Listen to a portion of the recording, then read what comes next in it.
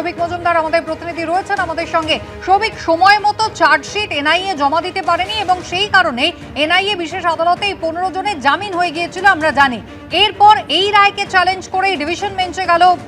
NIA.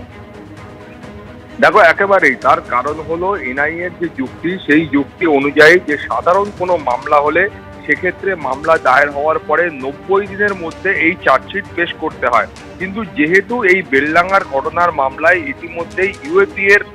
যে ধারাগুলো রয়েছে সেই ধারা যুক্ত হয়েছে এবং ইউএপিএতে এই মামলা রুজু হয়েছে, সেই কারণে এনআইএ এর বক্তব্য এই ধরনের বিশেষ ধারা যখন যুক্ত হয় সেই সময় এই সময়সীমাটা 90 দিন নয়, সেই সময়সীমাটা বেড়ে গিয়ে 180 দিন হয়ে যায়। ফলে এনআইএ এর বক্তব্য তাদের হাতে 180 দিন সময় রয়েছে এই চার্জশিট জমা দেওয়ার জন্য এবং ইউএপিএ যে ধারা তারা এক্ষেত্রে বলবৎ করেছিলেন সেই ধারা কিন্তু এখনো সুপ্রিম কোর্টের তরফ থেকে বা কলকাতা হাইকোর্টের তরফ থেকে খারিজ করা হয়নি, বরং সুপ্রিম কোর্টের তরফ থেকে বলা হয়েছিল যে এই মামলার ক্ষেত্রে ইউএপিএ ধারা যথার্থভাবে প্রয়োগ করা হয়েছে কিনা সেই বিষয়টা কলকাতা হাইকোর্টের মহামান্য প্রধান বিচারপতি খতিয়ে দেখবেন এবং সেই অনুযায়ী তারা সিদ্ধান্ত নেবেন।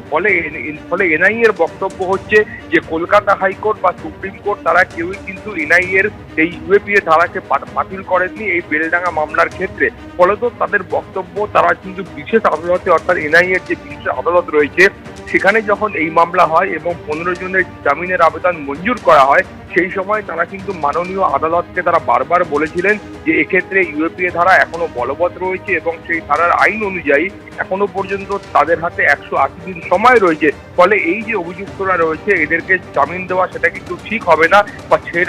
সেটা কিন্তু আইন অনুযায়ী সেটা বৈধ নয়। কিন্তু তারপরেও এনআইএ এর বক্তব্য হচ্ছে মাননীয় বিচারক তিনি এই জামিনের আবেদন মঞ্জুর করেছেন। ফলে ইতিমধ্যে 15 জন এই গুরুতর যে অপরাধের অভিযোগ তারা আনছেন সেই অপরাধে তারা জামিনে মুক্ত হয়েছেন বলে এনআইএ তরফ থেকে অভিযোগ করা হচ্ছে এবং ইতিমধ্যেই তুমি জানো এনআইএ এর তরফ থেকে শুক্রবার দিনই তারা মাননীয় প্রধান বিচারপতিকে ইমেল করেন এবং দ্রুত মামলা দায়ের করতে চান এবং সেই মর্মে শনিবারের মধ্যেই এই মামলা দায়েরের যে প্রক্রিয়া রয়েছে সেটা সম্ভব হয়েছে এবং আজকে সকালে তারা মাননীয় বিচারপতি অরিজিৎ বন্দ্যোপাধ্যায় এবং বিচারপতি অপূর্ব সিনহা রায়ের ডিভিশন বেঞ্চের দৃষ্টি আকর্ষণ করেছেন এবং সেই আবেদনকে মান্যতা দেওয়া হয়েছে এবং আগামীকাল সকালে প্রথম মামলা হিসাবে এই মামলার যে বিচার প্রক্রিয়া সেটা কলকাতা হাইকোর্টে শুরু হবে এবং তারপরেই স্পষ্ট হবে যে ইউএপিএ যে ধারা ইতিমধ্যে এনআইএ এই মামলার ক্ষেত্রে প্রয়োগ করেছিল সেটা বলবৎ থাকবে কিনা এবং 15 জনের জামিনের যে আবেদন ইতিমধ্যে বিশেষ আদালত মঞ্জুর করেছিল সেটাই বা বহাল থাকবে কিনা সেটাও কিন্তু আগামীকাল স্পষ্ট হওয়ার একটা সম্ভাবনা রয়েছে।